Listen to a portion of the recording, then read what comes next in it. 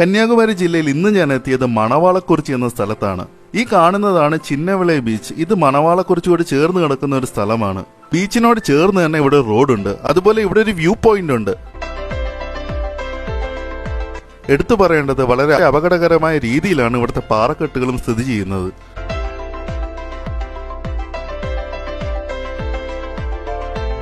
ഈ ബീച്ചിനടുത്ത് തന്നെയുള്ള ഒരു മൺതിട്ടയിലേക്കൊന്ന് വലിഞ്ഞു കയറിയപ്പോൾ കണ്ട കാഴ്ചകൾ ഇതൊക്കെയാണ്.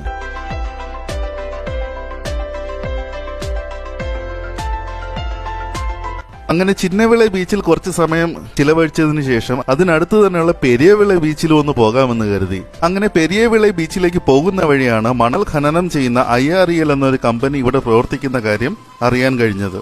ഈ സ്ഥലത്തിന് മണവാളക്കുറിച്ചി എന്ന പേര് വരാൻ കാരണം തന്നെ ഇവിടുത്തെ മണ്ണും അതുപോലെ തന്നെ ഖനനവുമായി ബന്ധപ്പെട്ടിരിക്കുന്നു എന്നാണ് അറിയാൻ കഴിഞ്ഞത്. എന്നാൽ വ്യക്തമായൊരു വിശദീകരണം ആരിൽ നിന്നും കിട്ടിയില്ല എന്ന് വേണം പറയാൻ. അങ്ങനെ പെരിയവിള ബീച്ചിൽ കൂടെ നടക്കുമ്പോഴാണ് സെന്റ് വിൻസെന്റ് ദെ പോൾ എന്നൊരു ചർച്ച് എന്റെ ശ്രദ്ധയിൽപ്പെട്ടത്.